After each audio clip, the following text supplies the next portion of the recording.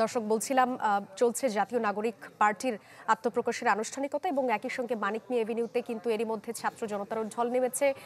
ইতোমধ্যেই মঞ্চেও আসলে বক্তারা বক্তব্য দেওয়া শুরু করেছেন। আমরা সরাসরি চলে যেতে চাই সেখানে।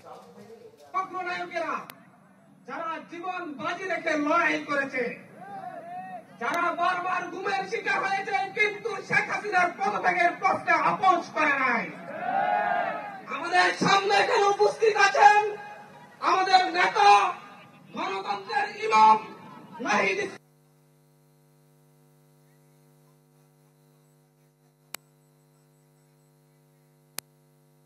এই জনতা আজকে ভালোবাসা দিয়ে সম্মান দিয়ে এই আজকে মানিক মিয়া এভিনিউতে উপস্থিত হয়ে আমাদের নাহিদ ইসলামের নেতৃত্বকে গ্রহণ করে নিয়েছে। বাংলাদেশে 1971 সালের পর বাংলাদেশে আমরা বারবার প্রতারিত হয়েছি। আমরা ব্রিটিশদের থেকে মুক্তি লাভের পরও 1947 সাল থেকে 1971 সাল পর্যন্ত 24টি বছর পাকিস্তানি শাসকদের শোষণে নির্যাতনের শিকার হয়েছি। আমাদের শহীদেরা, আমাদের 71-এর বীর সেনানীরা জীবন দিয়ে লড়াই করেছিল। 30 লক্ষ মা বোন জীবন দিয়েছিল শুধুমাত্র একটি স্বপ্নে, স্বাধীন বাংলাদেশ, স্বাধীনতার প্রশ্নে, গণতন্ত্রের প্রশ্নে তারা জীবন দিয়েছিল। কিন্তু কি দেখা গিয়েছিল? 72 থেকে 75 সালে এসেই এদেশের মানুষের উপর একটি দুঃশাসন চাপিয়ে দিয়েছিল শেখ মুজিব। রক্ষী বাহিনী গঠন করে এদেশের হাজারো মানুষকে হত্যা করেছে। তৎকালীন বিরোধী দলীয় নেতা সিরাজ শিকদারকে হত্যা করে সংসদে দাঁড়িয়ে বলেছিল, কোথায় আজ সিরাজ শিকদার?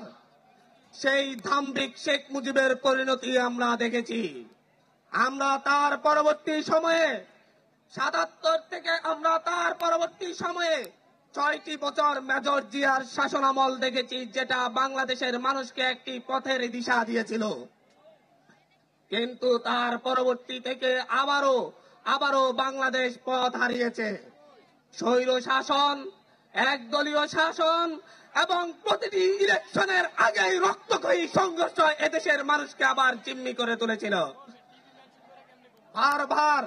বারবার 1990-এর গণঅভ্যুত্থানের পরে গণতন্ত্রের প্রশ্নে যে মীমাংসা হয়েছিল, সেই মীমাংসাকে উপেক্ষা করে প্রতিটি জাতীয় সংসদ নির্বাচনের আগে এদেশের মানুষ এক দল আরেক দলের মুখোমুখি দাঁড়িয়ে সংঘাতে লিপ্ত হতে বাধ্য হয়েছিল।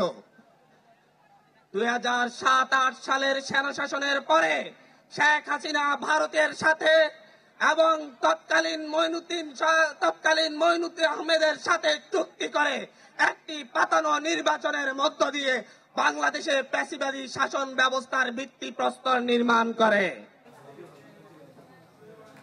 দর্শক, নতুন রাজনৈতিক দল জাতীয় নাগরিক পার্টির আত্মপ্রকাশের আনুষ্ঠানিকতা চলছে। আমরা সরাসরি ছিলাম মানিক মিয়া এভিনিউতে।